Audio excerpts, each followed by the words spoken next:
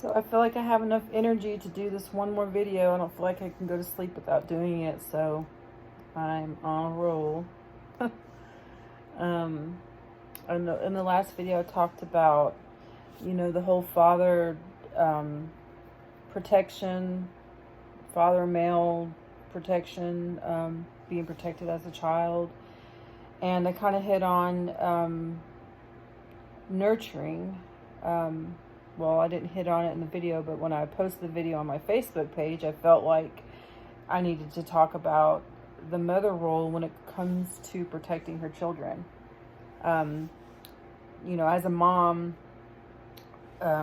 with children that had no father in the picture during the child rearing times, it was very hard for me to both be a nurturer and a protector. But I feel like I see the connection between the two. Mother's a nurturer, father's the protector. I feel like there's a good middle ground for these. And that is when it comes to emotions. And that's when I talked about in the last video, protecting a woman's, or protecting your daughter or your wife or your girlfriend's emotions. And so I wanted to kind of talk about the mother role, or the female role in a relationship. The mother role being, a mother role for a child, is in regard to protection, would be nurturing. So I'm not a guy, so I have to look at this from a guy's perspective. As a child, a son, we'll use a son and a mother, because that's the contrast. Of course, it goes with a female as well. A girl can have a mother wound just as easily as a guy, but I'm going to use a guy as the example here. And just forgive me, because I like I said, I'm not a guy. I have to take a minute to think about this. So imagine a son needing the nurturing of a mother, and that going into his manhood, his adulthood, he's still going to need that nurture from his mom. But a male is also going to look for a nurturer and a wife as well. Not to say that he's looking for somebody to replace his mom, but a son who, well, let's step back. Let's go ahead and cover the whole God dynamic like I did in the last video. Our nurturer, and looking at it from a spiritual perspective, is the spirit. The spirit is our nurturer, and that's how we look. We can look at our mother as the nurturer, someone who's there to nurture their child, to comfort their child. So a little boy who is abused by his mother, verbally abused, emotionally abused, is lacking the nurture that he needed, and it really affects his ability to relate to women. That's the main thing, or one of the main things. So if he does not get the nurture that he needed as a son, as a young boy, from his mother, he's going to be clueless about it, or have no understanding, growing up, because he lacked it as a child. So women, ladies, we have to, understand that a guy's emotions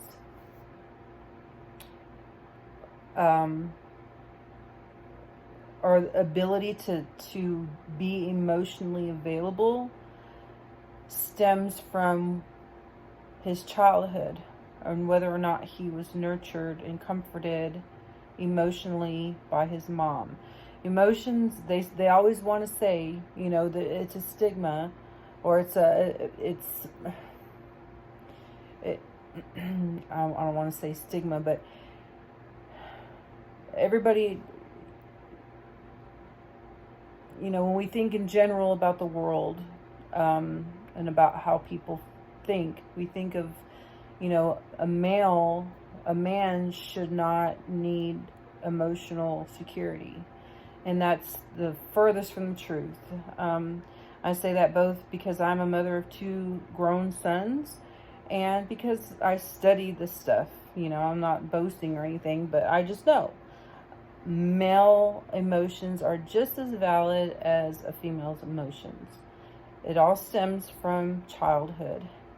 If his mother was not emotionally available, if she was a nurturer, if she was abusive, that like in the last video, an abusive mother that's not emotionally available, it stints his growth for emotions. It prevents a man from being emotionally available for his significant other. If that's lacking, it'll affect, it's traumatic for him. He will grow up and not, be not only emotionally available, sometimes he will, project that same abuse onto the female in his life. So, because it happened to him, and he, growing up thought that it was okay and acceptable because his mother did it to him. He has no perception of emotion, because of the lack of emotional security he got from his mother, if that makes sense. So it's really hard, and it's necessary for us to be, patient and understanding that, he first of all, he doesn't think his emotions are valid, or he doesn't think he can have any emotions at all because that wasn't allowed, and that was frowned upon, or that was abused. They always say, big boys don't cry. Well, that's furthest from the damn truth. I hate that phrase. I've always encouraged my boys to cry. I've always encouraged them to show emotion and to feel how they're feeling, whether it be good or bad. It's important for men to be validated about their emotions. It's so important.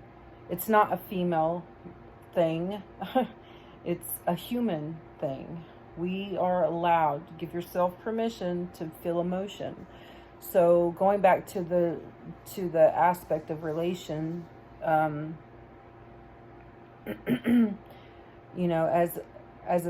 a woman, we have to begin to build the trust with him, allowing him and encouraging our husband or our boyfriend to express their feelings. If we see that they're sad, talk to them. Tell them to tell you how they're feeling, to express their feelings. Give them, a permission to cry about something that they're hurting about. Encourage it. Allow them to be emotional. Build the trust in them so that they can freely express their emotion without thinking you're going to do something that their mother did. God forbid, we as women should know more about emotions and the importance of emotion for a human being than any, between men and women. We should know the most that it's extremely important to be able to show those emotions. And in this day and age, it's frowned upon, And just remember, Jesus showed emotion. He was very much a man, and it's okay. It's okay for men to cry. It's okay for men to show love and affection, and it's okay. And we have to encourage it and allow it in a personal relational dynamic. It's okay.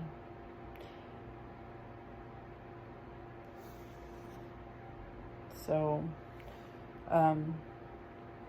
this subject is very touchy for me, because I reflect on myself as a mom, and I go back to were there times where my boys didn't feel like they can express their emotion, or I hurt them emotionally, and I made them feel like it wasn't, okay for them to cry, or so that just goes back to, realizing what I've done, and making sure that I can rectify it by apologizing to them.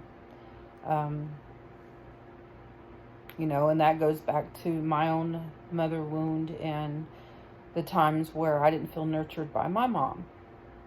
So, we have to break the cycle, guys. Like, our children and their children and their children, it's going to keep going back to the root. It's going to,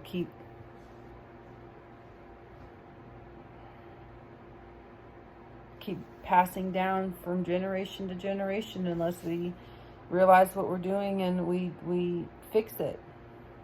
So, anyway, it's time for me to go to bed.